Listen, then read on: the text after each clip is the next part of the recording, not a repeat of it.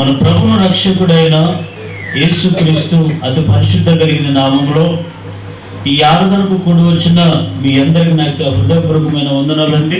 అందరికి వందనాలు. ప్రభు మిమ్మల్ని దీవించును గాక. దేవుడు నా మనసులో పెట్టిన ఈ పూటకు వాక్యాన్ని మనం ధ్యానం చేద్దాం. అందరూ కూడా బైబిల్ తెరిచి ప్రకటన గ్రంథం, అందరూ బైబిల్ తెరిచి బైబిల్ తెరవండి. ప్రకటన గ్రంథం 3వ అధ్యాయం 11వ వచనం. నేను త్వరగా వచ్చుచున్నాను, నిలబడును నీ కిరీటము నహరింపకుండా నీకు కలిగిన దానిని గట్టిగా పట్టుకొనుము. నీకు కలిగిన దానిని గట్టిగా పట్టుకొనుము. చాలు, నేను చదువుతున్నాను.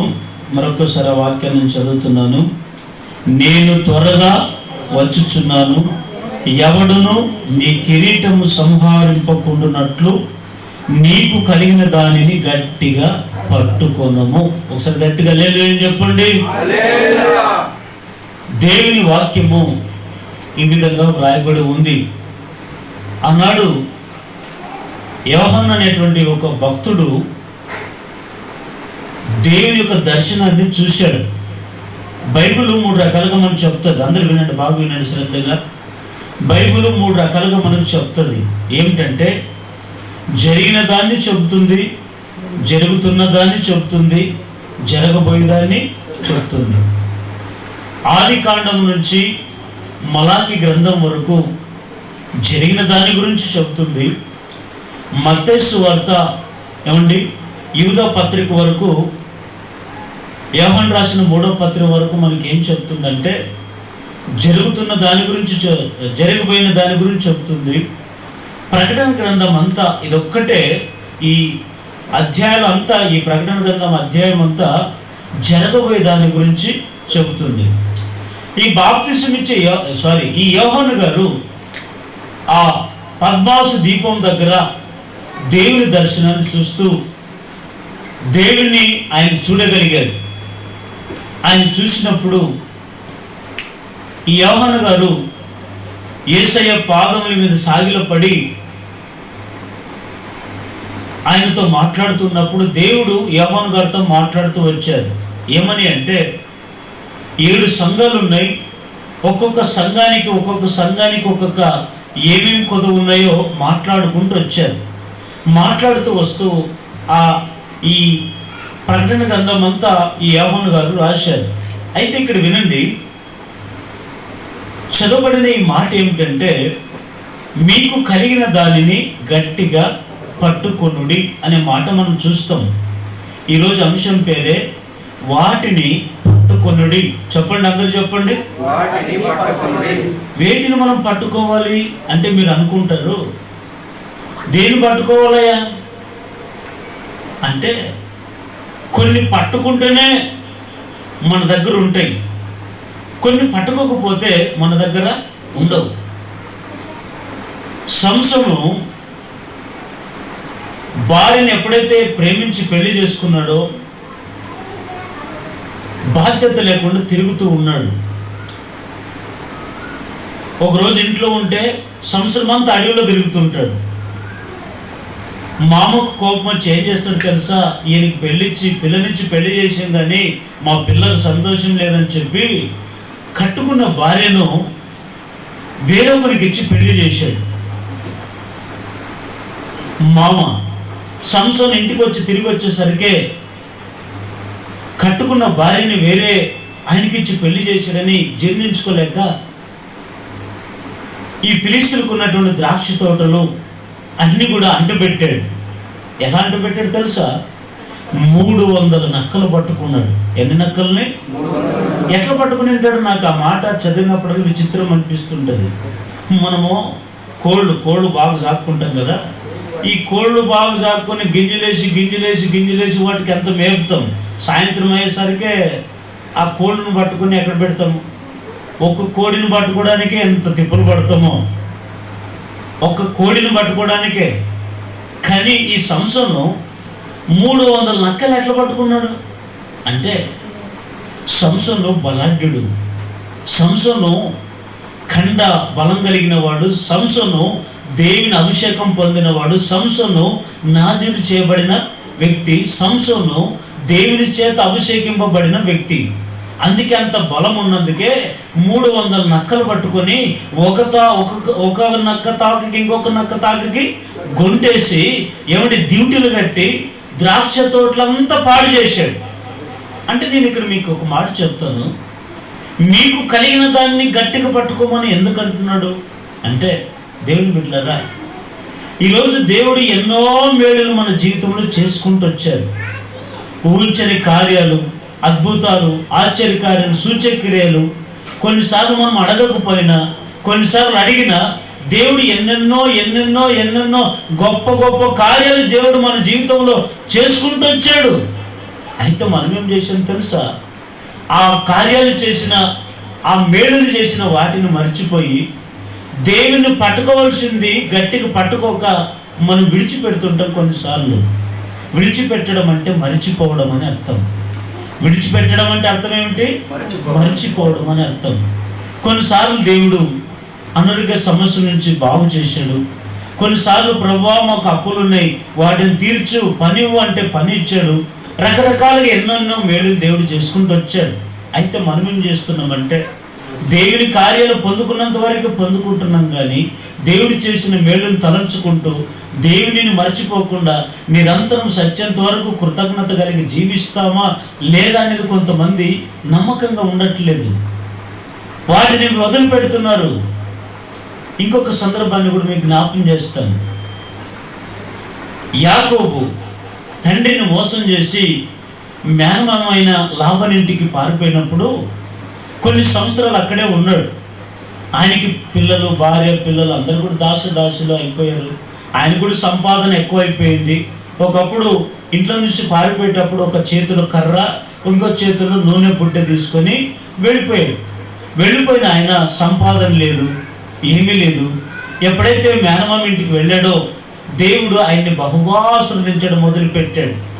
దేవుడు మరింతగా ఆశీర్వదించడం మొదలుపెట్టాడు. అయితే ఈ యాకోబు ఏం చేస్తాడంటే ఒకసారి మామతో అంటాడు, మామ ఇంకెంతకాలం నేను నీతో ఉంటాను, నాకు నా భార్య పిల్లలు ఉన్నారు కదా, నాకు నా కుటుంబం ఉంది కదా, మా వంతును మేము బ్రతకాలి కదా, ఇంకెంతసేపు నీకే మేము ఉంటే ఎట్లా, కాబట్టి నేను నా సొంత దేశానికి నేను వెళుతానని చెప్పి భార్య పిల్లలని కలిగిన దాన్ని, దేవుడిచ్చిన దాన్ని పట్టుకొని వెళతాడు. వెళుతూ ఉంటే యబ్బేకు రేవు అనే దగ్గర నిలబడతాడు. ఏ రేవు అది? యబ్బేకు రేవు. ఏ రేవు? యబ్బేకు రేవు అనేటువంటి రేవు దగ్గర నిలబడతాడు. నిలబడేటప్పుడు ఏం చేస్తాడంటే భార్య పిల్లల్ని అందరూ కూడా ముందు పంపించేసి మీరు వెళ్ళండి నేను వస్తాను అంటాడు. అప్పుడు ఒక మనుషుడు, నరమనుషుడు కనబడతాడు యాకోబుకి. ఆ నరమనుషుడు ఎవరు? సాక్షాత్తు దేవుడే మానవ రూపంలో కనబడ్డాడు యాకోబుకి, మనిషి రూపంలో కనబడ్డాడు. మీరు అనుకోవచ్చు, దేవుడు లేడు, దేవుడు ఉంటే మాకు ఎందుకు ఇట్లాంటివి జరుగుతాయి, దేవుడు ఉంటే మాకు ఎందుకు ఈ సమస్యలు, దేవుని కొరకు మేము ఎంతో ప్రయాసపడుతున్నాం, ఈ నిత్యం ప్రార్థన చేస్తున్నాం, నిత్యం దేవుని మందిరానికి వెళుతున్నాం, మేము దేవునికి ఏం తక్కువ చేసామని, దేవుడు మా కష్టాలు ఎందుకు చూడని కొన్నిసార్లు మనకు మనమే కుమిలిపోయే పరిస్థితులు రావచ్చు. కానీ దేవుడు ఎప్పుడు మనకు కనబడతాడంటే ఆయన స్వరత్తుగా కనబడి 4 చేతులు 4 తలకాయలు నేనే దేవుడిని చూపించుకోడు. దేవుడు చూపించుకునే విధానం ఏమిటంటే, ఆ మధ్య మీకు ఒక వాక్యం చెప్పాను, యెహోవా మీకు కనబడునని. అంటే దేవుడు ఎవరు కనబడతాడో అద్భుతమైన వాక్యం మన యూట్యూబ్ ఛానల్లో ఉంటుంది, అది వినండి. చాలా అద్భుతమైన వాక్యం అది. దేవుడు ఎలా కనబడతాడు అంటే మనిషి రూపంలోనే కనబడతాడని మీకు ఒక పాయింట్ చెప్పాను. విన్నారు లేదా? విన్నవాళ్ళు విన్నారు. అందుకే క్రమంగా వస్తే కొన్ని వాక్యాలు మనం తెలుసుకుంటాం. దేవుని బిడ్డలారా వినండి. ఆ యబ్బేకు రేవు దగ్గర ఒక నరమనిషి కనపడ్డాడు. ఆ నరమనిషి ఎవరో తెలుసా? సాక్షాత్ పరమందున్న దేవుడే కనపడ్డాడు. ఆయన ముఖం ఎట్లా కనపడుతుంది యాకోబు కంటే? ఒక ముఖ రూపం, దేవదూత రూపం కనబడినప్పుడు ఈయన సాక్షాత్తు దేవుడే అని చెప్పి ఏం చేశాడు తెలుసా? ఏమండి, ఆ మనిషిని గట్టిగా పట్టుకున్నాడు, కౌగిలించుకున్నాడు, గట్టిగా పట్టుకున్నాడు. ఒకటి రారా, మీరు ప్రాక్టీస్ చేద్దాం, రారా ప్రాక్టికల్ చేసి చూపిస్తాను. ఇప్పుడు ఇతను ఒక యాకోబు, ఈడెవరుడు? యాకోబు. ఈ యాకోబు యబ్బేకు రేవు దగ్గర ఉన్నాడు. యబ్బేకు రేవు దగ్గర ఉన్నటువంటి ఇతనికి తెల్ల బట్టలు వేసుకుని నాలాంటి ఒక మనుషుడు కనపడ్డాడు. కనబడగానే ఈ వ్యక్తి ఏం చేశాడు? నన్ను గట్టిగా పట్టుకున్నాడు. పట్టుకో, గట్టిగా పట్టుకో. ఇట్లా కాదురా, ఏ కుండ అనుకున్నావేమో, గట్టిగా పట్టుకో, గట్టిగా అంటే ఇట్లా ఇట్లా పట్టుకున్నా. అంటే ఇప్పుడు నేనేం చేస్తున్నాను తెలుసా? వదలరా వదల అంటున్నాను. కానీ వీడేం చేస్తున్నాడు? ఈయనేం చేస్తున్నాడు? వదలట్లేదు. ఎందుకు వదలట్లేదు? చదవండి. ఆదికాండం 32వ అధ్యాయం. ఆదికాండం 32వ అధ్యాయం 25-26 వచనం చదవండి. తాను అతని గెలవకుండుట చూచి తొడగూటి మీద అతనిని కొట్టెను.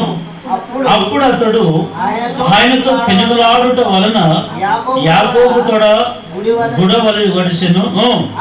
ఆయన తెల్లవారుచున్నది గనుక నన్ను పోనిమ్ము అనగా అతడు నీవు నన్ను ఆశీర్వదించితేనే గాని. ఇప్పుడు పట్టుకో, గట్టిగా పట్టుకో. ఇప్పుడు నేనేమంటున్నాను తెలుసా? వదులు యాకోబు, వదులు వదులు అంటున్నా. ఈయనేమంటున్నాడు?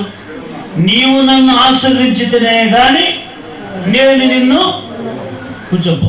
అంటే ఎందుకు పట్టుకున్నాడు దేవుణ్ణి గట్టిగా? ఆశీర్వాదము రావడానికి కొరకు. ఆశీర్వాదం రావడానికి కొరకు మనం ఏం చేయాలి? ఇప్పుడు గట్టిగా పట్టుకో. అందుకే వాక్యం అంటుంది, నీకు కలిగిన దానిని గట్టిగా. ఏం కలిగింది నీకు అంటే గట్టిగా పట్టుకుంటేనే మనకి ఆశీర్వాదం నిలుస్తుంది. గట్టిగా పట్టుకోలేదనుకోండి శాపం వస్తుంది. అదే మనం తెలుసుకోవాల్సింది. కొందరు గట్టిగా పట్టుకోరు. ఆ మధ్య ఎక్కడో ఒకరోజు మాకు సేవకుల సదస్సు అని ఒకటి పెడితే వెళ్ళాను. పత్తికొండకి వెళితే సేవకుడు ప్రాక్టికల్ ఏదో చూపిస్తూ అవేవో ఇన్ని ఇచ్చాడు. అన్ని ఇస్తే సారీ ఏమంటారు మకరం బురుగులు, అంత ప్రార్థన అంతా అయిపోయినాక బురుగులు చేతులు పెట్టారు. పట్టుకో గట్టిగా పట్టుకో. ఫ్యాన్లు ఏమో 4 ఫ్యాన్లు వేసారు. పట్టుకో ఏడుంటే 4 ఫ్యాన్లు కొట్టేసరికి అంత చేతులు కింద మిగిలినాయి. అంటే నేను అంటాను, కొన్నిసార్లు మన జీవితంలో దేవుడు మన చేతి నిండా ఆశీర్వాదం పెట్టి గట్టిగా పట్టుకుంటుంటాడు. మనం ఏం చేస్తుంటాం? వాటిని గాలికి వదిలేస్తున్నాం. అదే మనకు ఉండే గుడ్డితనం. అందుకే వాక్యం అంటుంది, నీకు ఏదైతే దేవుడు నీకు మేలు చేశాడో, నీకు ఏమైతే నీ జీవితంలో ఉన్నతమైన కార్యాలను జీవితంలో జరిగించాడో, నీకు చేసిన నీ ఆశీర్వాదము దేవుడు నీకు ఇచ్చాడో, నీకు కలిగిన ఆశీర్వాదాన్ని నువ్వు ఏం పట్టుకోవాలి? గట్టిగా పట్టుకోవాలి. దాన్ని వదిలిపెట్టావా? దాన్ని వదిలిపెట్టడానికి నీకు శోధనలు వస్తాయి. గట్టిగా పట్టుకున్నప్పటి వరకు నీకు శోధనలు ఎవరు రారు. నీకు ఎప్పుడైతే బాగుపోయినండి లోకానుసారంగా చెడిపోయిన దగ్గరికి ఎవడు వెళ్ళడు. తాగుతూ తూగుతూ రోడ్ల మధ్య తిరిగిన దగ్గర ఎవరు వెళ్ళడు. బాగుపడమని ఎవరు చెప్పరు. ఎవరో ఒక వ్యక్తి, మంచి వ్యక్తి, 100 మందిలో ఒక వ్యక్తికి మంచితనం ఉంటుంది. ఆ వ్యక్తి వెళ్ళి ఈ వ్యక్తిని బాగు చేద్దామని వెళ్ళి బాగు చేస్తే బాగుపడడానికి వస్తారు. ఎవరు? చెడగొట్టడానికి. అంటే మనం అంటాము, కొన్నిసార్లు మనం ఎప్పుడైతే బాగుపడాలని అనుకుంటామో చుట్టూ నలుగురు పోగవుతారు. పోగి మనకుండే ఆశీర్వాదాన్ని ఏం చేస్తారు? పోగొట్టేటట్లుగా మనుషుల్ని ప్రేరేపిస్తారు. మనం ఏం చేస్తామంటే, నీవు ఆ శోధనలో గట్టిగా నిలబడితే మరింత ఆశీర్వాదం పొందుకుంటావు. మనుషుల వైపు చూస్తే ఉన్న ఆశీర్వాదం కూడా పోతుంది. అందుకే వాక్యం అంటుంది, నీవు మనుషుల వైపు చూడొద్దు, దేవుని వైపు చూడు. జీవకిరీటం ఇచ్చేది ఎవరు? ఆయన. జీవకిరీటం ఇచ్చేది ఆయన. నిన్ను పరలోక రాజ్యాన్ని చేర్చుకునేది ఆయన. నిన్ను కాపాడేది ఆయన. నీకు కష్టాలు వస్తే, కన్నీళ్ళు వస్తే, అవమానాలు వస్తే, నిందలు వస్తే నీకు తోడై ఉండి నడిపించేది ఆయన. మనుషులు ఎవరు కాదు. పోయిన వారం చెప్పుకున్నాం, మనుషులు ఎవరు నమ్మదగిన వాళ్ళు కాదని. యుగములు ఆయన్నే నమ్ముకునండి, మనుషులు నమ్ముకున్నద్దని పోయిన ఆదివారం అద్భుతమైన వాక్యాన్ని మనం బోధించుకున్నాం. వాస్తవమే దేవుని బిడ్డలారా, ఈరోజు నువ్వు దేవుడిని గుండె నిండా లేదా నీ చేతి నిండా దేవుడు ఏం పెట్టాడు? ఆశీర్వాదాన్ని. అయితే ఆశీర్వాదాన్ని మనం ఏం చేసుకోవాలంట? గట్టిగా పట్టుకోవాలి, గట్టిగా పట్టుకోవాలి. నువ్వెక్కడ వదలకూడదు, వదలకూడదు. మీరు బాగా మీకు ఈ చరిత్ర తెలిసే ఉంటుంది. ఏ చరిత్ర ఇది? అది దేవర జరుగుతుంది ఈ ఆలూరు పక్కన. ఏది దసరా పండుగ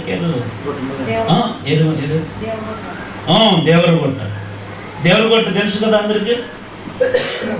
ప్రతి దసరా పండుగకి దేవరగొట్టలో పెద్ద జాతర జరుగుతుంటుంది. మనమైతే వెళ్ళం కానీ అన్నీ వెళ్తుంటారు. దాని అంటే ఏమంటారు దాన్ని, ఆచారాలు ఎట్లా వచ్చాయంటే, వాళ్ళ ఆచారాలు ఎట్లా వచ్చాయంటే ఆ విగ్రహం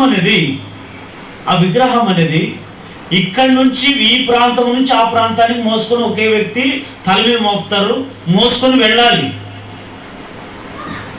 ఆ గ్రామం ప్రజలు ఏం చేస్తారు? ఈ వ్యక్తిని ఆ గ్రామం నాలుగు దాన్ని చేర్చుకోకుండా అడ్డుకుంటారు. కర్రలు, నాకంటే ఇది మీకే పెద్దకు బాగా తెలుసు అనుకుంటాను, కర్రలు ఏవో తెచ్చుకుంటారు. ఆ వ్యక్తిని ముందుకు రాకుండా అడ్డుకునే వాళ్ళు ఎంతమంది ఉన్నారు? చాలా మంది ఉంటారు. కానీ ఎంతమంది ఉన్నా అది అతని లక్ష్యం ఏమిటి? తన తల మీద ఉన్న భారము ఉన్న ఆ విగ్రహాన్ని అక్కడ చేర్చడం అతని బాధ్యత. నీ తన్నులు తింటావో, రక్తం కారుతుందో, ఏమైనా కారని, కానీ నీ తల మీద ఉన్న ఆ భారాన్ని నువ్వు ఎక్కడ చేర్చాలి? ఆ గమ్యాన్ని చేర్చాలి.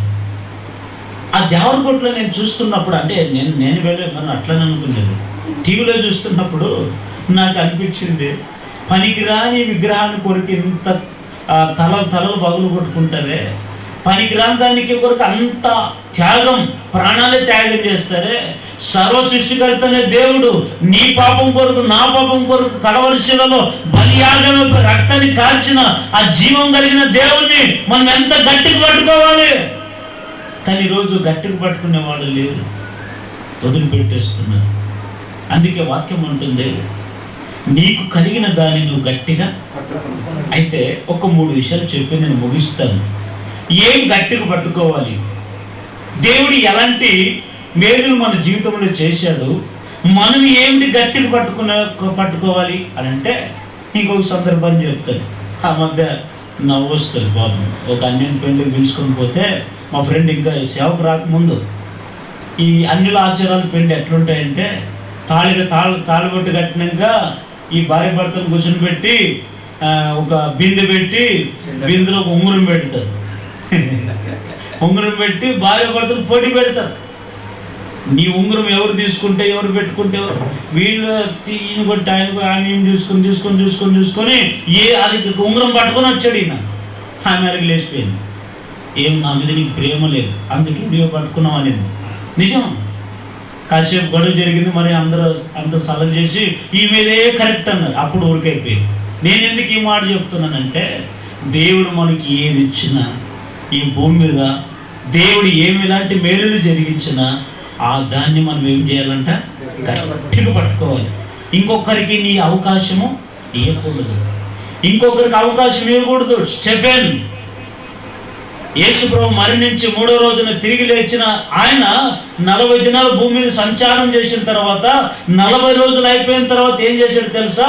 ఒక కొండకు తీసుకుని వెళ్ళి శిష్యుల్ని సర్వలోకానికి వెళ్ళి సర్వశిష్యుకి సువార్త, అదొక భారం. ఆ సువార్తను వీళ్ళు గట్టిగా పట్టుకొని ప్రాణ త్యాగం చేసి కూడా భారతదేశానికి తోమ వచ్చి కేరళ దేశ ప్రాంతానికి వచ్చి ఆయన ప్రాణ త్యాగమే చేశాడు. అంటే ప్రాణ త్యాగం చేశాడు, కానీ దేవుడిచ్చిన భాగ్యాన్ని గట్టిగా పట్టుకున్నాడు, కానీ దాన్ని వదిలి పెట్టలేదు.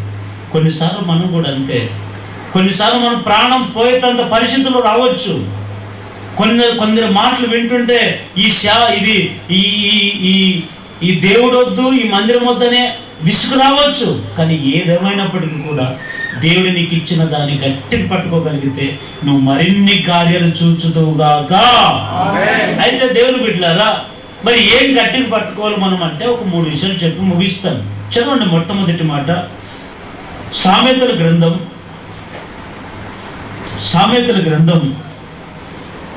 4వ అధ్యాయం 13వ వచనం. సామెతల గ్రంథం 4వ అధ్యాయం 13వ వచనం చదవండి. ఉపదేశమును విడిచిపెట్టక దానిని గట్టిగా పట్టుకొనుము, అది నీకు జీవము గనుక దాన్ని పొంది ఉండుము. గట్టిగా లేలి అని చెప్పండి, చెప్పండి, గట్టిగా చెప్పండి, అదే చెప్పండి. ఏం పట్టుకోవాలంటే మొట్టమొదటి గట్టిగా ఉపదేశమును గట్టిగా పట్టుకోండి. ఉపదేశం అంటే ఏమిటి అందరు వినండి. ఉపదేశం అంటే ఏమిటి వినండి. వాక్యము వేరే, బాగా వినండి, బాగా వినండి. వాక్యము వేరే, ఉపదేశము వేరే, సువార్త వేరే. కొంతమంది లోక జ్ఞానంతో బోధిస్తుంటారు వాక్యాన్ని, ఇంకొంతమంది మనుషుల జ్ఞానంతో బోధిస్తుంటారు. కానీ దైవికమైన జ్ఞానంతో బోధించే బోధ అది సత్యమైన బోధ. కొంతమంది ఏదో ట్రైనింగ్ వెళ్ళాము వచ్చామో ఏదో చేసాము అన్నట్లు చేస్తుంటారు. కానీ ఉపదేశం అంటే ఏమిటో తెలుసా? ఒక మనిషి చెడిపోయిన వ్యక్తికి వాక్యాన్ని చెప్తే తొందర మారడు. చెడిపోయిన వ్యక్తిని వాక్యం చెప్తే తొందర మారరు. మరి ఏం చెప్తే మారుతారు? ఉపదేశం చెప్తే మారుతారు. ఎలా ఉపదేశము? ఆ మధ్య ఓ తల్లి పిల్లవాడిని పిలుచుకుని కొన్ని ఉపదేశం చేసి చెప్తుంటే విన్నాను. ఎట్లా చెప్తుంది తెలుసా తల్లి? ఆ పిల్లోడు 12 సంవత్సరాల పిల్లోడు అంట, పెద్ద అల్లరి పడ్డాడు. తల్లిదండ్రుల మాట వినడు, ఎవరు చెప్పినా మాట వినడు. ఎంత తన్నినా ఎంత కొట్టినా వాడికి ఎంత బుద్ధి రావట్లే. ఇంకా తన్ని తల్లిదండ్రులకి విసుకొచ్చి నీడు తన్నినప్పుడు చెప్పి 2 దినాలు ఇల్లు పారిపోతుంటాడు, మళ్ళీ వస్తుంటాడు అని చెప్పి ఆ తల్లి ఏం చేసిందంటే ఆ పిల్లవాడిని పిలుచుకొని ఉపదేశం చేస్తుంది. ఏమన్నా ఉపదేశం తెలుసా? నైనా నీ కాళ్ళు పట్టుకుంటాను, నీకు చిన్నప్పటి నుంచి కనిపించింది నేనే. అంటే తల్లిదండ్రులు చేసే ఉపదేశం ఇట్లాగే ఉంటాయి.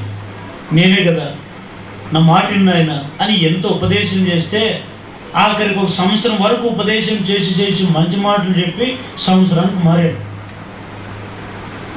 బైబిల్లో కూడా సమరయ స్త్రీ అనే ఒక స్త్రీ ఉంది కదా, చాలాసార్లు విన్నాం కదా. ఆ స్త్రీ క్యారెక్టర్ బాగలేదు. అక్కడికి ఆమె చాలా పాపములో ఉంది. చాలామందికి తెలిసిందే కదా ఆమె జీవిత చరిత్ర. ఓసారి 12 గంటలప్పుడు యాకోబు బావ దగ్గరికి వచ్చి ఆ బిందె తీసుకొని వచ్చి నీళ్ళు తీసుకుందామని వస్తే ఈమె కంటే ముందు ఎవరున్నారు యాకోబు బావ దగ్గర? యేసు ప్రభు వారు ఉన్నారు. ఎవరి కొరకు? సమరయ స్త్రీ కొరకు నిలిచి ఉన్నాడు. 10 మంది వస్తారని కాదు, 100 మంది వస్తారని కాదు ఆయన. అందుకే వాక్యం అంటుంది, మారు మనసు అక్కర్లేని 100 మంది నీతిమంతుల కంటేనో ఒక్క పాపి విషయమై పరలోకమంతా. ఒక్క పాపం మారితే చాలు, ఒక్క పాపి దేవుని రాజ్యం చేరితే చాలు. కొంతమందికి మారు మనసు లేదు, నీతిమంతులు అనుకుంటారు, మారు మనసు ఉండదు. కానీ మారు మనసు పొందే ఒక్క పాపి చాలు అంటాడు దేవుడు. దేవుని బిడ్డలారా, మనకంటే ముందు దేవుని పరలోకమే సంతోషపడుతుంది. ఈ యేసు ప్రభు వారు సమరయ స్త్రీ కొరకు ఎదురు చూస్తూ ఉంటే ఆమె బిందె తీసుకుని వచ్చేసింది. అప్పటికే పాపములో ఉంది. యేసయ్య హృదయానుసారుడు కనుక నీ హృదయములు నా హృదయములు, నీ తలంపులు నా తలంపులు, మన నోట్లో మాట రాకముందే మనం ఏం మాట్లాడతామో దేవునికి తెలుసు. ఎక్కడ ఉంటామో దేవునికి తెలుసు, ఎక్కడ పడుకుంటామో దేవునికి తెలుసు, ఎక్కడ ఉంటామో దేవునికి అన్నీ తెలుసు. అయితే ఆమె గురించి తెలుసుకున్న యేసయ్య ఆమెతో ఒక మాట అంటాడు, అమ్మా దాహం వేస్తుంది. ఇప్పుడు ఆమె డైరెక్ట్ అనొచ్చు, ఏమని? నువ్వు పాపాత్మురాలు, నువ్వు అట్లా దానివే, నువ్వు ఇట్లా దానివే, నువ్వు అనొచ్చు. అనలే. వాక్యం అంటుంది, వాక్యం ఏం చేస్తుంది? ఖండించము, గద్దించము అంటే డైరెక్ట్గా ఖండించమంటుంది వాక్యం. కానీ ఉపదేశం అలా కాదు.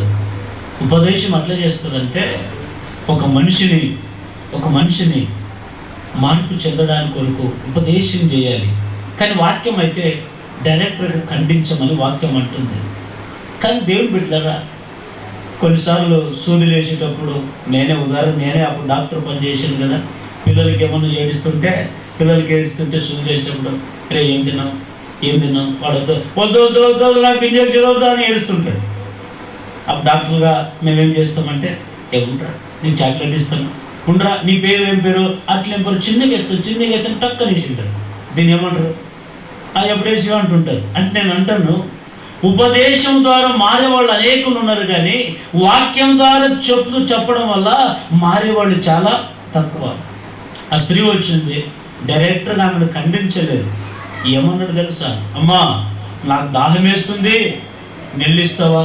ఆమె అంటది, ఏమంటది తెలుసా? యేసు ప్రభుకే ఉపదేశం చేస్తుంది.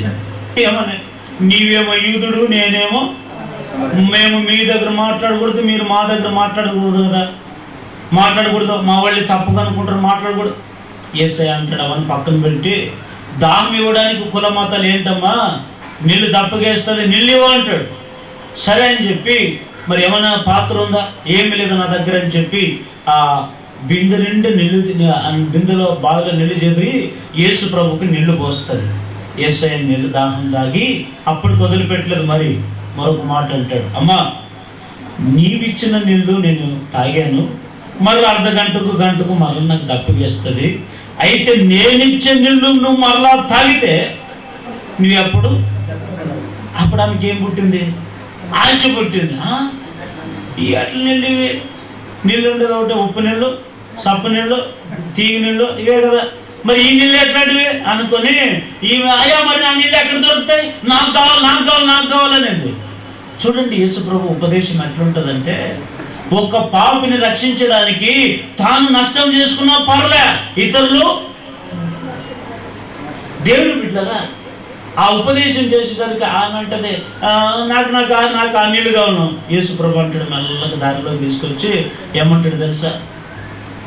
అయితే అమ్మా నువ్వు ఆ నీళ్ళు తప్పికొన్నావు కదా, నేను నీకు నా నీళ్ళు ఇస్తాను, ముందు నువ్వు భర్తను తీసుకొని రాపో అంటాడు. అప్పుడు ఏమంటది? అయ్యా నాకు భర్త లేరయ్యా. యేసయ్య అంటాడు, అమ్మా నీకు 5 మంది భర్తలు ఉన్నారు, ఇప్పుడు ఉన్నవాడు.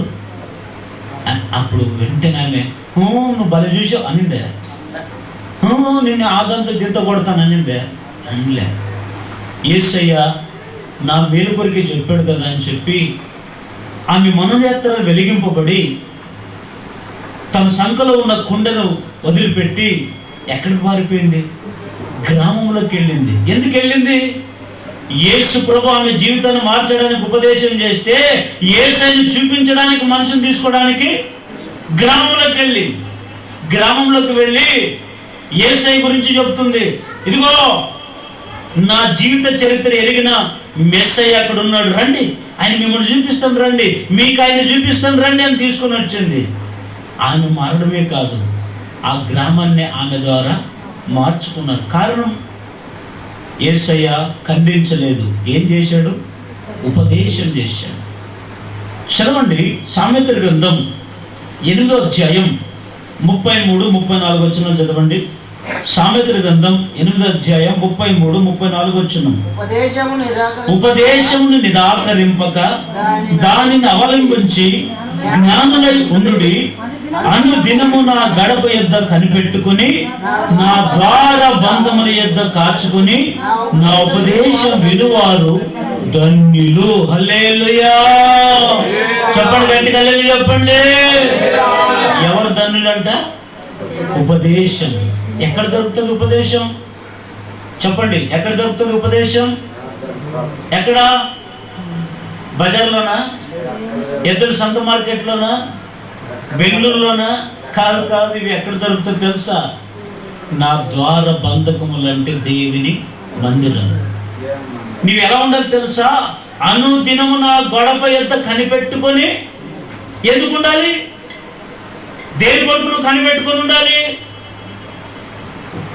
సేవకుని యొక్క ఉపదేశం కొరకు నువ్వు ఎట్లా ఉండాలంట? అనుదినము కనిపెట్టుకొని ఉండాలంట. కనిపెట్టుకొని రేపు ఒకటి పింఛన్ వస్తుంది, ఎట్లా కనిపెట్టుకుని నెలంతా ఆయనకు అర్థమైంది, నెలంతా కనిపెట్టుకొని పోనీ ఏదో వ్యాపారం పెట్టుకున్నాము, సంపాదన అంతా కనిపెట్టుకొని ఉంటామా లేదా? మరి నువ్వు నీ అవసరాల కొరకు నువ్వు అంత కనిపెట్టుకొని ఉన్నప్పుడు మరి దేవుని ఉపదేశం కొరకు నువ్వు కనిపెట్టుకొని ఉండాలి వద్దా? ఉండాలి. ఎందుకో తెలుసా? ఆ ఉపదేశము జీవము, ఆ జీవము నిన్ను బతికిస్తుంది, బాధలను నీకు నెమ్మది కలగజేస్తుంది, నీ పాదములకు వెలుగుగా నడిపిస్తుంది. హల్లెలూయా చెప్పండి గట్టిగా, చెప్పండి మరొకసారి చెప్పండి. ఈరోజు కొంతమంది జాబు రావాలని కనిపెట్టుకునే వాళ్ళు ఉన్నారు, ఇంకొకటి సంపాదన ఇంకోటి దాన్ని కనిపెట్టుకునే వాళ్ళు ఉన్నారు. కానీ మనమైతే దేని కొరకు కనిపెట్టుకుని ఉండాలి? ఎప్పుడు? వారానికి ఒకసారైనా? అక్కడ ఏమని రాయబడింది? అనుదినము. సోమవారం అనేది లేదు, మంగళవారం అనేది లేదు, ఆదివారం అనేది లేదు, బుధవారం అనేది లేదు. ఏ దినమైనా సరే నువ్వు ప్రతి దినము 3 పూట్లు ఆహారం కొరకు ఎట్లాగైతే కనిపెట్టుకుని ఉంటావో అట్లాగనే నువ్వు దినము దేని కొరకు కనిపెట్టుకుని ఉండాలంట? ఉపదేశం కొరకు కనిపెట్టుకొని ఉండాలంట. అందుకే దావీదు అంటాడు, నేను దేవుని మందిరంలో ఉండడం నాకు ఇష్టం. ఆ మాట చాలా భలే ఉంటుంది. 84 కీర్తనలు అనుకుంటాను, చదవండి ఆ మాట. 84 కీర్తన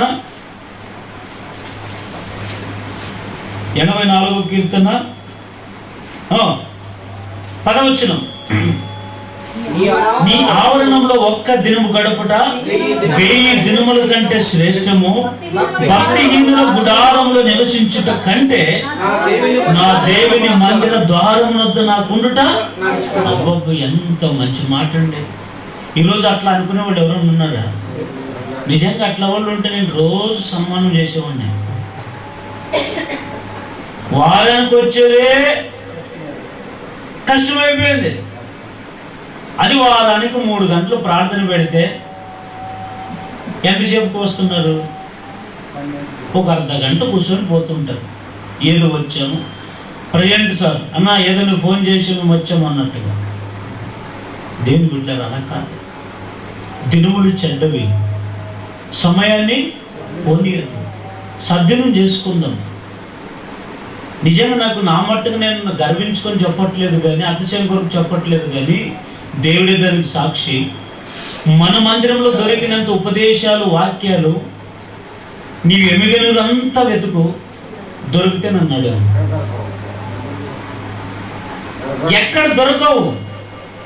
ఏదో చెబుతారు అంత లోక జ్ఞానంగా. ఏం మార్పు ఉంది? మందిరంలో ఏం కావాలో అవన్నీ కూడా దేవుడు అన్ని లోకరీతిగా కాదు, అన్ని మర్మాలతో కూడిన వాక్యాలు బోధిస్తుంటే ఈరోజు ఈ ఉపదేశాలు మనం గట్టి పట్టుకోకుండా ఏదో కాలక్షేపం కొరకు అన్నట్టు కాదండి మన జీవితాలు. ఈరోజున్న సమయం రేపు ఉండొచ్చు, ఉండకపోవచ్చు. ఈరోజు ఈరోజున్న నీవు రేపు ఉండొచ్చు, ఉండకపోవచ్చు. దేవుడు ఇంత గొప్ప సేవకుల్ని ఇచ్చాడు, ఇంత గొప్ప సంఘాన్ని ఇచ్చాడు, ఇంత దేవుని మందిరాన్ని ఇస్తే దేవుని ఉపదేశాన్ని మనము విని విడిచిపెడుతున్నాము కానీ దాన్ని గట్టిగా పట్టుకోవట్లేదు. దేవుని బిడ్డలారా, దినము దేని కొరకు మనం కాచుకొని ఉండాలంట? చెప్పండి, దేని కొరకు కాచుకొని ఉండాలంట? ఉపదేశం కొరకు కాచుకొని ఉండి సేవకుని నోట నుంచి వచ్చే ప్రతి ఉపదేశాన్ని వినాలంట. విని ద్వారా ఎక్కడ భద్రపరచుకోవాలి? హృదయములో గట్టిగా పట్టుకోవాలి దాన్ని. ఈ వారం, పోయిన వారం ఏం చెప్పానని కొంతమంది గుర్తుండదు. చెప్పండి, విన్నోళ్ళు చెప్పండి, పోయిన వారం ఏం చెప్పాను? కొంతమందికి అటువారము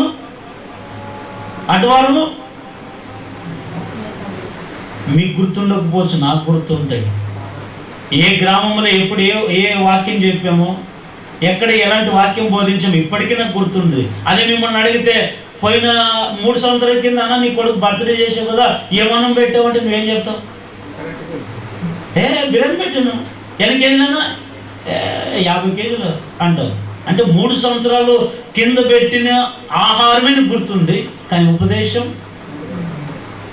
ఈరోజు సాతాను అందుకే వింటున్న మనల దగ్గర సాతానుండి నీకు నిద్రైనా కలగజేస్తాడు, పెడిచవని పెట్టేటట్లుగానే చేస్తాడు, మందిరం లేచి పెట్టేట్లుగానే చేస్తాడు, ఉపదేశాలను వినుకోకుండా ఎందుకు ఆ వింటే నువ్వు బాగుపడతావు. బాగుపడడం సాతానికి ఇష్టం లేదు. నువ్వెంతసేపు ఉన్న నరకానికి తీసుకుపోవాలని ప్రయత్నిస్తాడు. కానీ సేవకుడు ఏం చేస్తాడు? ఆ నరకముల నుండి పరలోక రాజ్యానికి తీసుకొని పోవడానికి సేవకుడు ప్రయాసపడుతుంటే నువ్వేం చేస్తున్నావు? వినండి, అందుకే ఏం పట్టుకోవాలంటే గట్టిగా చెప్పండి. ఏం పట్టుకోవాలి? ఉపదేశాన్ని గట్టిగా పట్టుకోండి. యోబు గ్రంథం 6వ అధ్యాయం 24 వచనం. యోబు గ్రంథం 6వ అధ్యాయం 24 వచనం. 6వ అధ్యాయం 24 వచనం. నాకు ఉపదేశము చేయుడి, నేను మౌనై ఉండెదను. ఏ విషయమందు నేను తప్పిపోతునో అది నాకు తెలియజేయుడి. గట్టిగా లేదు చెప్పండి. ఇంకోసారి చెప్పండి గట్టిగా. యోబు ఏమంటాడు తెలుసా? నాకు ఉపదేశం చేయండి. ఎందుకు చేయాలి యోబు? అయ్యా, ఉపదేశాలు లేక నాకు నెమ్మది లేదండి. అందరూ ఏలెత్తి నన్ను పొడిచి మాట్లాడే వాళ్ళే ఉన్నారు, కానీ నాకు మంచి ఉపదేశం చెప్పి ఆదరించే వాళ్ళు లేరండి. ఒకప్పుడు నేను నాకు ఆస్తులు అంతస్తులు అన్ని బాగున్నప్పుడు అందరూ నా వాళ్ళని వచ్చారండి. అన్నదమ్ములు, అక్క చెల్లెలు అందరూ నా దగ్గరికి వచ్చారు. కానీ ఇప్పుడు నాకు రోగం వచ్చేసరికి నా దగ్గర లేరు. 7 మంది కుమారులు చచ్చిపోయారు, 3 కుమార్తెలు చచ్చిపోయారు. నాకు కష్టాలు వచ్చినప్పుడు ఎవరు లేరు. వాక్యం అంటది కదా, లోకానుసారంగా ఒక మాట ఉంటుంది, బెల్లం ఉన్నది చేపే. కానీ బెల్లం ఉన్నా లేకపోయినా ప్రాణ స్నేహితుడు కష్టాల్లోనే ఆ వ్యక్తి తోడే ఉండాలి. అన్నీ ఉన్నప్పుడు అందరూ తోడే ఉంటారు. దేవుడు చెప్పేది కూడా అదే. లేని వాడినప్పుడు రోగాలు వచ్చినప్పుడే వాళ్ళ దగ్గరికి వెళ్ళి నువ్వు ఆదరించండి, ప్రార్థించండి అంటాడు. కష్టాలు వచ్చినప్పుడు పలకరించుకోండి అంటాడు. ఏమి లేనప్పుడే ఒకరికొకరు సాయం చేసుకోండి అంటాడు. ప్రేమ లేనప్పుడు ఒకరొకరు ప్రేమించుకునండి అంటాడు. ఇదే దేవుడు చెప్పిన ఉపదేశం ప్రపంచానికి. కానీ ఈరోజు మనం ఏం చేస్తున్నామంటే అన్నీ ఉన్నప్పుడే మా వాళ్ళు, అన్నీ ఉన్నప్పుడే మా అన్న, అన్నీ ఉన్నప్పుడే కాదు. ఇది చాలా చాలా చాలా రాంగ్. దేవుని బిడ్డలారా, ఈ యోబు అంటాడు, అయ్యా నాకు ఉపదేశం చేయండి అయ్యా. నాకు ఉపదేశం చెప్పేవాళ్ళు లేరు. నాకు మంచి మాటలు చెప్పి ఆదరించి ముందుకు నడిపించే వాళ్ళే లేరు. ఉన్నారు కానీ నాకంటే చిన్న వయసు వాళ్ళే నన్ను ఎగతాళి చేస్తున్నారు. యోబు, నువ్వు భక్తుడు కదా, ఆదివారం వచ్చిన 8 గంటలకే చర్చికి పోయేవాడు కదా, మరి ఎందుకు వచ్చింది నీకు రోగం అంటున్నారయ్యా. యోబుని అన్నారు లేదా? నీ భక్తి నీకు ధైర్యం పుట్టించదా? నువ్వేమన్నా తప్పు చేసింటావు, ఏమన్నా పాపం చేసింటావు, అందుకే నీకు దేవుడి శిక్ష పెట్టాడు అన్నారు లేదా యోబును? కానీ యోబు ఎక్కడ పాపం చేస్తే వచ్చిన రోగం కాదు అది. నీతికి బ్రతికితే వచ్చిన రోగం అది. నీతికి బ్రతికితే వచ్చిన కష్టాలు అవి. ఎవరిని అన్యాయం చేసిన వాడు కాదు యోబు. ఎవరిని మోసం చేసిన వాడు కాదు యోబు. ఎవరిని ఒడెత్తి బూతు మాటలు మాట్లాడిన వాడు కాదు యోబు. అందరిని నా అన్న వాళ్ళే, అందరికి 10 మందికి అన్నం పెట్టినోడే, అందరికి మంచి చేసినోడే. కానీ యోబుని అంటారు, యోబు నీవేమన్నా తప్పు చేసింటావు, పాపం చేసింటావు, అందుకే ఈ రోగం వచ్చింది నీకు, దేవుడు అందుకే నీకు శిక్ష పెట్టాడు అని ఎగతాళి చేస్తున్నారు. అందుకే యోబుకి నెమ్మది లేకుండా అయిపోయింది, సమాధానం లేకుండా అయిపోయింది. అందుకే యోబు అంటాడు, నాకు ఉపదేశం చేయండి, నేను మౌనై ఉంటాను, నేను ఒక్క మాట అనను. మీరు ఒకవేళ తిట్టి కూడా నాకు ఒక ఉపదేశం చెప్పండి, మంచి మార్గం చెప్పండి. దేవుని బిడ్డ ఈరోజు మంచి మాటలు చెప్పేవాళ్ళు ఎంత మంచిది చెప్తారు కదా. తిట్టిగాని 2 మాటలు చెప్పుదామంటే ఈరోజు మనం ఏం చేస్తాం తెలుసా? ఆ ఉపదేశాన్ని తృణకరిస్తున్నాం, దాన్ని తీసివేస్తున్నాం. దేవుడు ఇంతగా మనం ఆదరిస్తే, దేవుడు ఇంతగా గొప్పగా మనం దీవిస్తే, దేవుడు ఇంతగా మనల్ని కష్టాలు కన్నెల నుంచి విడిపించి ఇన్ని గొప్ప మేలులు చేస్తే మనం ఏం చేస్తాం తెలుసా? ఒకరంటే ఒకరు పడదు, శత్రుత్వాలు. ఎంతకాలం అట్లా శత్రుత్వం పెట్టుకోవాలనుకుంటే యేసయ్య ఈ భూమిని ఎప్పుడో నాశనం చేసేవాడు, మనుషుల్ని ఎప్పుడో నాశనం చేసేవాడు. కానీ క్రైస్తవులకు మనం ఏం నేర్చుకోవాలి తెలుసా? బాధలలో ఉన్న వారిని ఓదార్చండి, కష్టాల్లో ఉన్నప్పుడు. అందుకే నేను సేవకుడికి ఏం చేస్తానంటే వారానికి 2 సార్లు ఫోన్ చేస్తాను ప్రతి వ్యక్తికి. నాకేం తక్కువైందని కాదు, నాకేం తక్కువ వచ్చిందని కదా అడగడానికి కాదు. మీరు ఎట్లున్నారు, బాగున్నారా అడగడం నా బాధ్యత. ఒకవేళ బాగలేదంటే పలానా రోగం వచ్చిందండి, పలానా సమస్యలు ఉన్నామండి, ఆ సేవకుడిగా విజ్ఞాపనం చేయడం సేవకుని బాధ్యత. ఈరోజు నా స్వార్థం కొరకు నేను చూసుకుంటే రేపు దేవునికి లెక్క చెప్పాలి. ఆ రోజు నిత్య నరకం, సేవకునికి రెండింతలమైన కఠినమైన తీర్పు, శిక్ష. ఆ బాధ తట్టుకోక ముందే, కను మూయక ముందే ఇవన్నీ పాటించాలనేది ఇది ఎందుకు తపన? కోపాలు వస్తాయి, బాధలు వస్తాయి, కన్నీళ్ళు వస్తాయి, అన్నీ తట్టుకొని ఎందుకో సేవకుడిగా అంత ప్రయాసపడతాడంటే మీరు బాగుండాలని. అదే యోబు అంటాడు, నాకు ఉపదేశం చేసేవాళ్ళు లేరయ్యా, నేను మౌనంగా ఉంటానయ్యా, నాకు ఉపదేశం చేయండి అయ్యా, నాకు మంచి మాటలు చెప్పండి అయ్యా, చెప్పేవాళ్ళు లేక చెడిపోయాను ఇంతవరకు, ఆదరించండి. ఒకప్పుడు నాకంటే పెద్ద వయసు వాళ్ళు నాకు నమస్కారం చేసేవాళ్ళు, ఇప్పుడు చేయట్లే. ఒకప్పుడు గౌరవించేవాళ్ళు, 10 మందిలో నన్ను సన్మానించేవాళ్ళు, కానీ ఇప్పుడు నన్ను తిడుతున్నారు, నాన్న రకాల బూతులు తిడుతున్నారు. దేవుని బిడ్డలారా, అందుకని అంటాడు, ఏ విషయం ముందు నేను తప్పిపోతున్నో అది నాకు, ఒకరు ఏమన్నా తప్పు చేసిందో నాకు చెప్పండి. పలానా దాంట్లో తప్పిపోయావు, పలానా దాంట్లో నువ్వు విశ్వాసం తప్పిపోయావు, నీ ప్రార్థనలో తప్పిపోయావు, లేకుంటే నీ భక్తులు తప్పిపోయావు అని చెప్పండి, నేను సరి చేసుకుంటాను. చూడండి యోబుకున్న మనసు ఎంత గొప్పది. అదే పౌలు గారు అంటాడు, 1 కొరింథీయులకు రాసిన పత్రిక చదవండి. 1 కొరింథీయులకు రాసిన పత్రిక 15వ అధ్యాయం 1-2 వచనాలు చదవండి. 15వ అధ్యాయం 1 కొరింథీయులకు రాసిన పత్రిక 15వ అధ్యాయం 1-2 వచనాలు. మరియు సహోదరులారా, నేను మీకు ప్రకటించిన సువార్తను మీకు తెలియపరచుచున్నాను, మీరు దానిని అంగీకరించితిరి, దాని యందే నిలిచి ఉన్నారు. మీ విశ్వాసం వ్యర్థమైతేనే గాని నే ఉపదేశ రూపముగా సువార్త మీకు ప్రకటించుతున్నో ఆ ఉపదేశముని మీరు గట్టిగా పట్టుకొని ఎడల ఆ సువార్త వలన మీరు రక్షణ పొందువారై ఉందురు. ఒకసారి గట్టిగా చప్పట్లు కొట్టండి, చప్పట్లు కొట్టండి, గట్టిగా గట్టిగా కొట్టండి, గట్టిగా. హల్లెలూయా. పౌలు గారు అంటారు, ఏమని, కొరింథీ సంఘమా, నేను ఏ సువార్త మీకు చెప్పాను ఆ సువార్త గట్టిగా పట్టుకోండి. నేను మీకు ఏ ఉపదేశాన్ని అయితే మీకు బోధించానో ఆ ఉపదేశాన్ని గట్టిగా, మరొక సేవకుని మాట వినొద్దు నువ్వు, వాళ్ళ వాక్యాలు వీళ్ళ వాక్యాలు వినొద్దు, నువ్వు నన్ను వెంబడిస్తున్నావు కనుక, నేను మీకు కాపరిని కనుక నా చెప్పిన ఆ వాక్యాన్ని మీరు వినండి. మరొకరు వాక్యాలు ఈ తప్పుడు మార్గం నడిపించే బోధలు వచ్చాయి, కలిపి చెడిపి చెప్పే బోధలు వచ్చాయి. ఒకడు బోధిస్తాడు స్వస్థతలు ఉండే అంటాడు, ఇంకోటి బోధిస్తాడు స్వస్థతలు లేవు అంటాడు. ఏది కరెక్టు? ఒకడు తల్లి సంఘం అంటాడు, ఒకడు యేసు ప్రభు దేవుడే కాదని బోధిస్తాడు, ఒకడు యేసు ప్రభు దేవుడే కానీ ఆయనకి భార్యలు పిల్లలు ఉన్నారు అంటాడు. ఏది కరెక్టు? 4 మాటలు వినొద్దు. నీ సంఘ కాపరిని వెంబడించు. నీ మొదటి నుంచి ఏ సువార్త ద్వారా రక్షింపబడ్డావో ఆ ఉపదేశానికి కట్టుబడి ఉండు.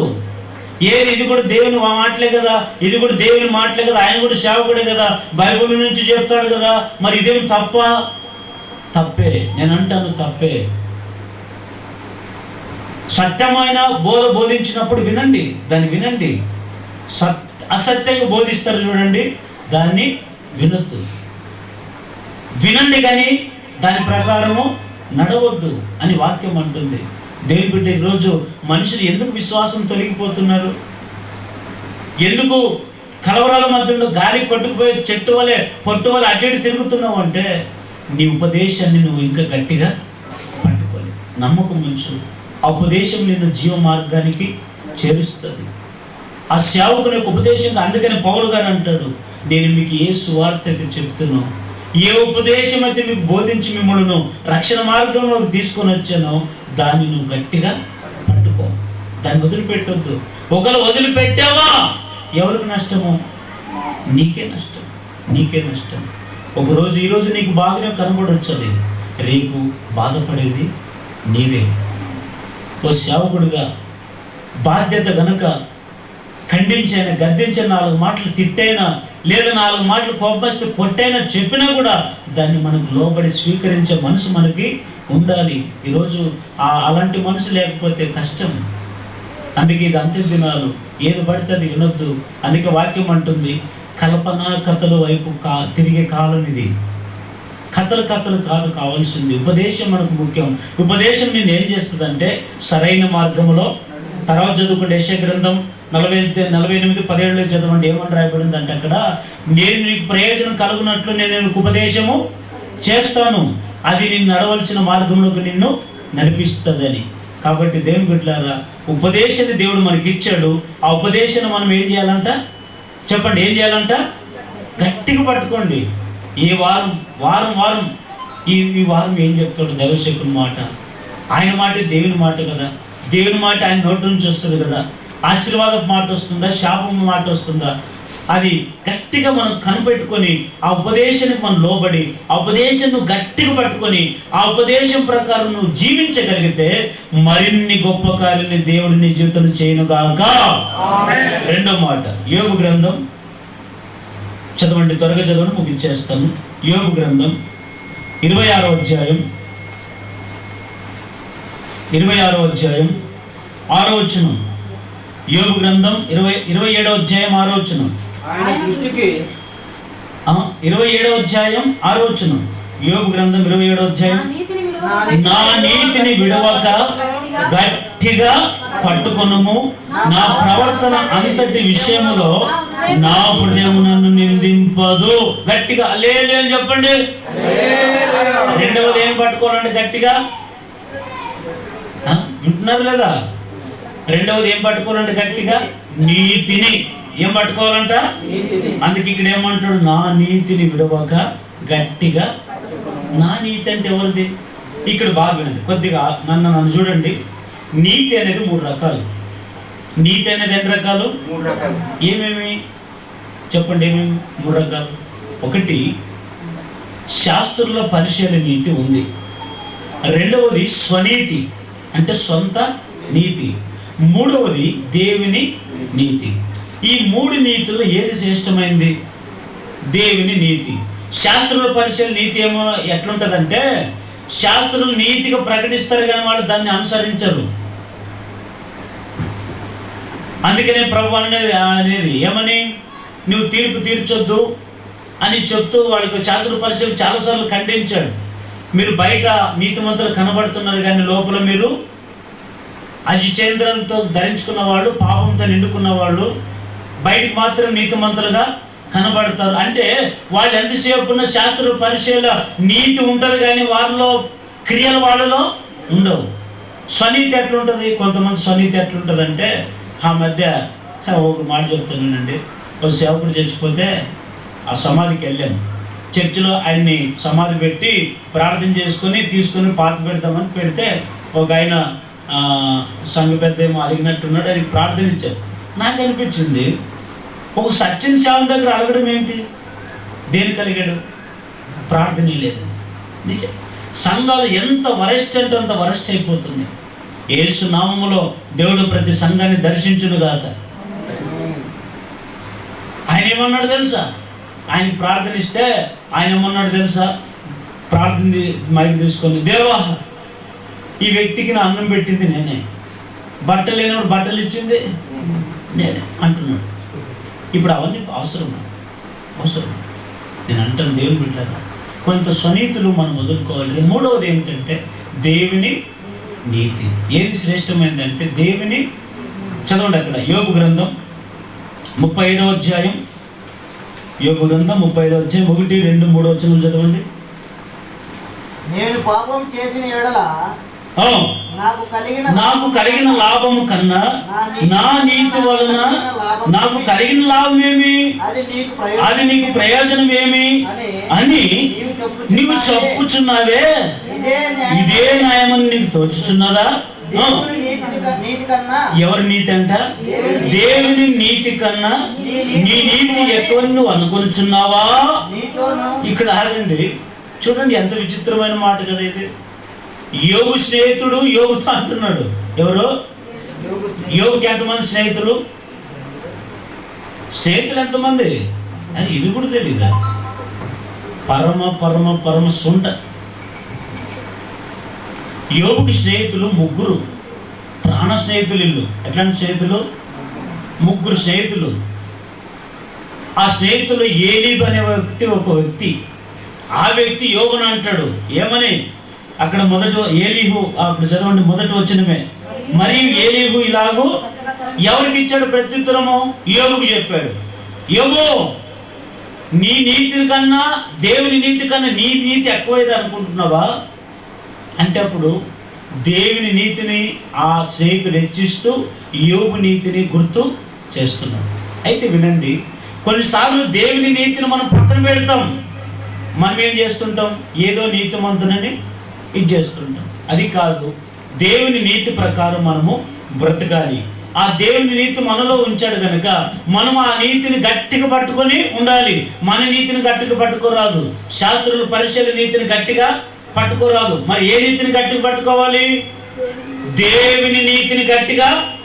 అర్థమవుతుందా లేదా నేను చెప్పేది? అర్థమవుతుందా లేదా? అల్లెలు చెప్పండి, అర్థమవుతుంది అన్నవాళ్ళు. దేవుని నీతిని గట్టిగా పట్టుకోండి. శాస్త్రంలో పరిశీలన నీతి కాదు, ఇంకొకరి నీతి కాదు. లూకాసు వార్త 15వ అధ్యాయం 7వ వచనం. లూకాసు వార్త 15వ అధ్యాయం 7వ వచనం. లూకాసు వార్త 15:7.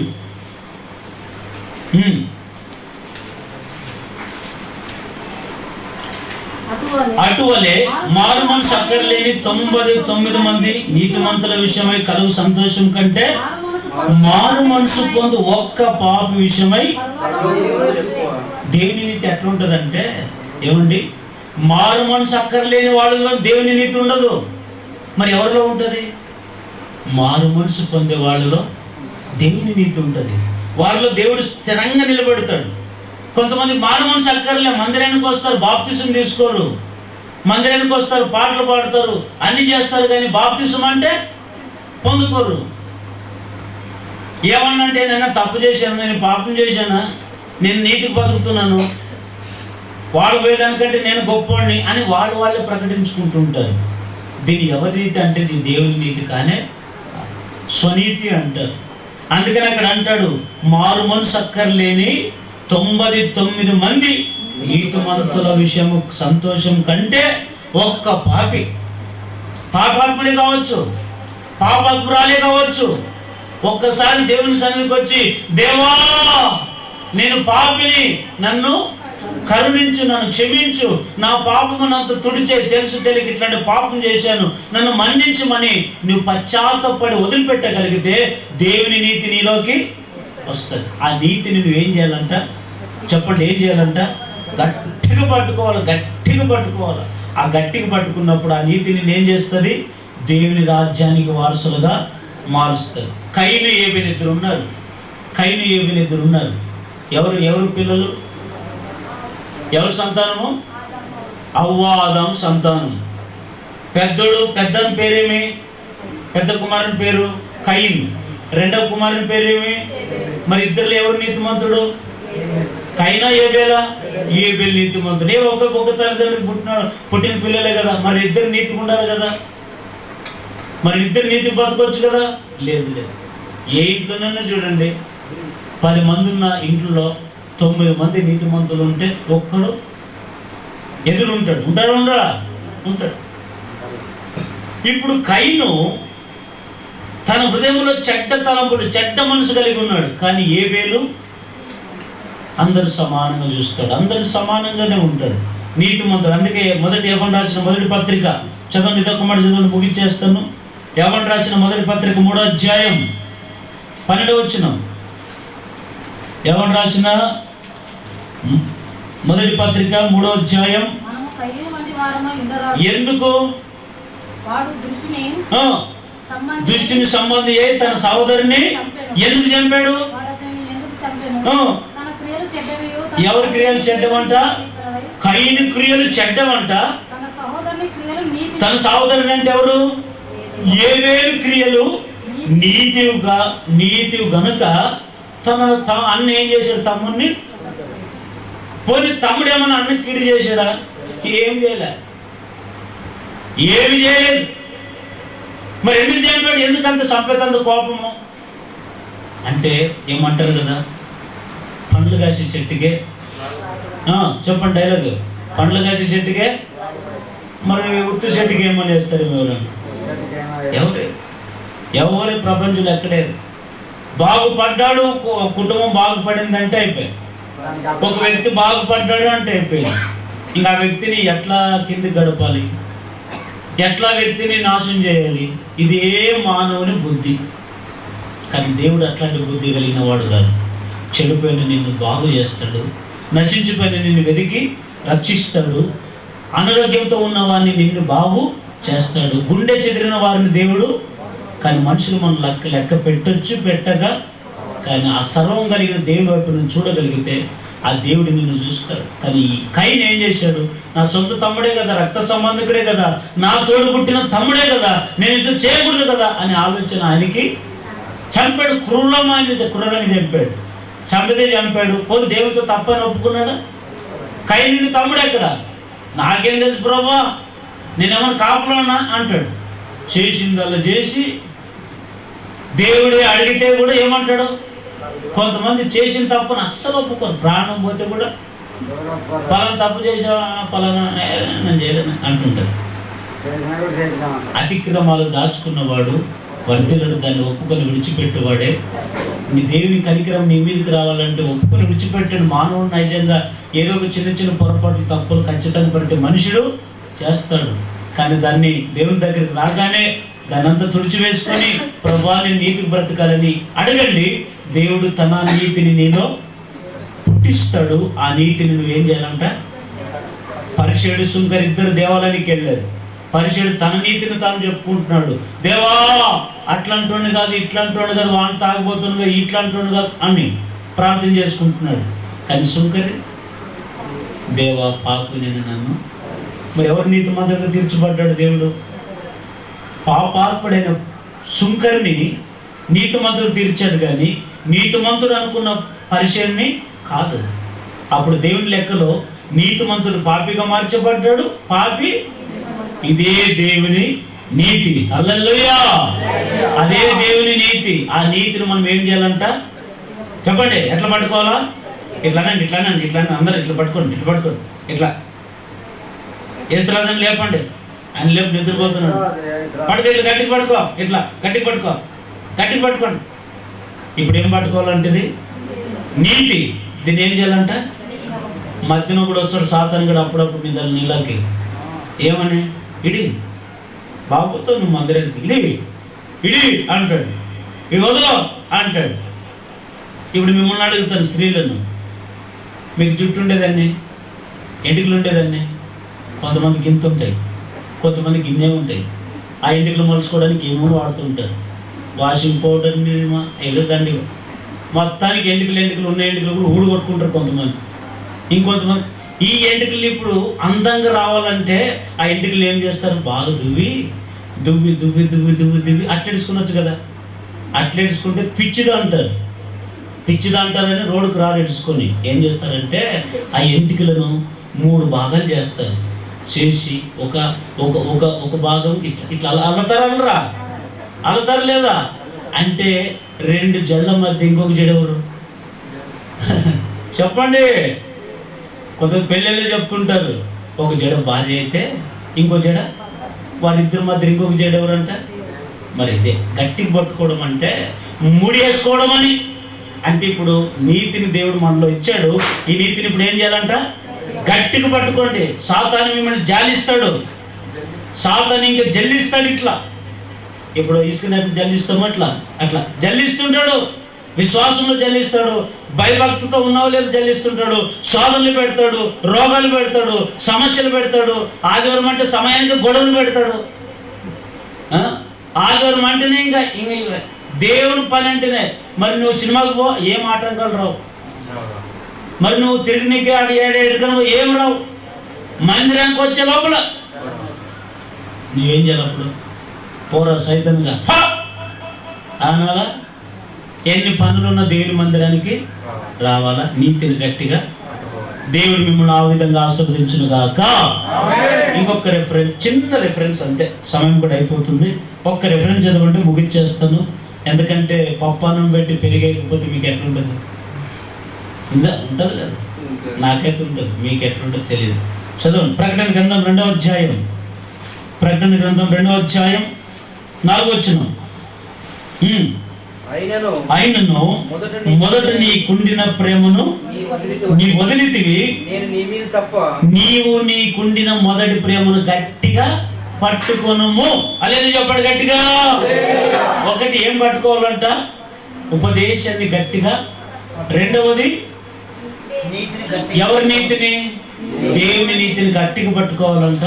మూడవది నీ కుండిన మొదటి ప్రేమ. ఏం గట్టిగా పట్టుకోవాలంట?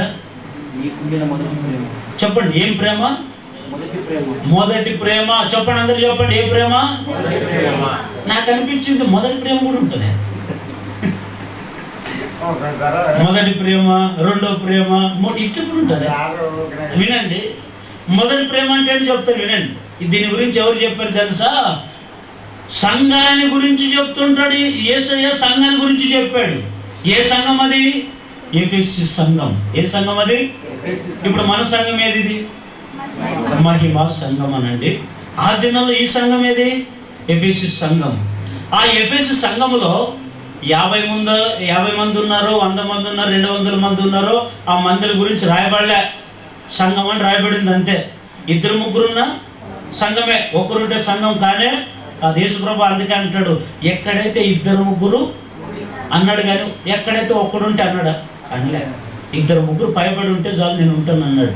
అయితే ఇప్పుడు ఈ ఎఫెసీ సంఘము అనేది ఎంతమంది ఉన్నారో తెలియదు అక్కడ, కానీ ఉన్న మంది అయినా సంఘంగా ఉన్నారు. ప్రతి ఆదివారం ఆ దేవాలయం కూడుకుంటున్నారు. వారిలో ఏం కలువైపోయిందో తెలుసా? మొదటి ప్రేమ. మొదటి ప్రేమ అంటే మీరు అక్కడ నుంచి డౌట్ రావచ్చు. మొదటి ప్రేమ అంటే చెప్తా నేనండి. ప్రారంభం లోకంలో తిరిగేటప్పుడు దేవుని ప్రేమను ఎరుక్కున్నప్పుడు నీ కష్టాలు, కన్నీళ్ళు, ఎన్నో శోధనలు ఉంటాయి. నీవు 10 మందిని చూస్తావు, చర్చికి పోయేవాళ్ళని, మందిరానికి వెళ్ళేవాళ్ళని, తెల్లబట్టలు కట్టుకొని ఇట్లా కట్టుకొని బాగా భక్తుల్లాగా వెళ్తుంటారు కదా, వాళ్ళని చూస్తావు. చూసి అప్పుడు ఏమనిపిస్తుంది?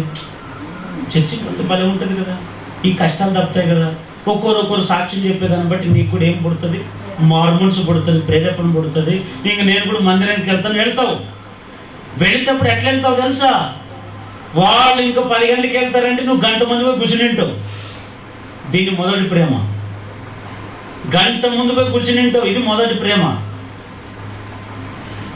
8 గంటలకు వెళ్ళి కూర్చున్న ప్రేమ రాను రాను రాను భక్తి చేస్తావు, బాప్తిసం తీసుకుంటావు, వాక్యం వింటావు, క్రమక్రమంగా వెళ్తావు. అయినా నీకు కష్టాలు తప్పవు, రోగాలు తప్పవు, సమస్యలు తప్పవు. అయినా నీకేమనిపిస్తుంది? ఒక సంవత్సరానికి చర్చికి వచ్చినా రోగాలు వస్తాయా? చర్చికి వచ్చినా కష్టాలు వస్తాయా? చర్చికి వచ్చిన ఇట్లాంటి స్థితులు వస్తాయా? చర్చికి వచ్చిన ఈ బాధలు వస్తాయా?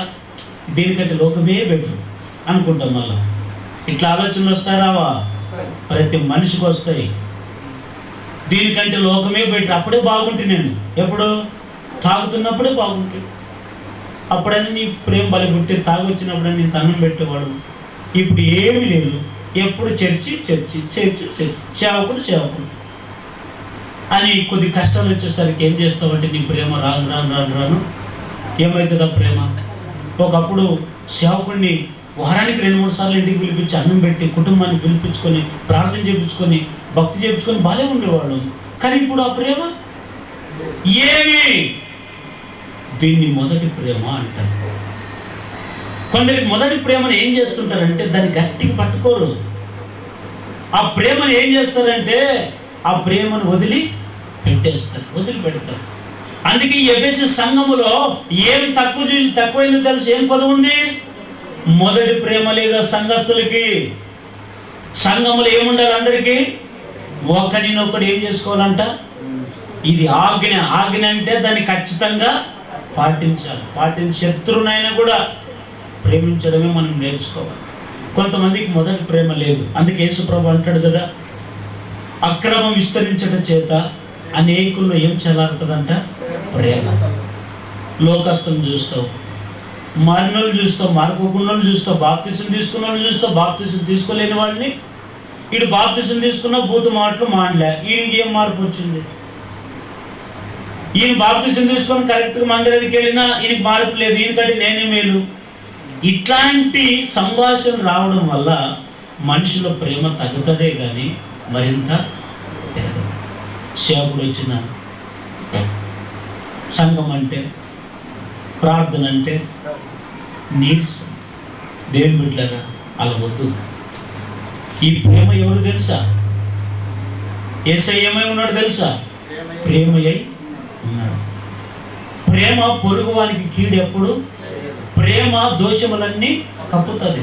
సోదరుడే కదా తెలుసు తప్పు చేసాడు అనుకో, మనసులు పెట్టుకొని ఏమంటే 10 మందికి చెప్పొద్దు, 10 మందికి ఇత్తొద్దు, 10 మందికి చెప్పొద్దు.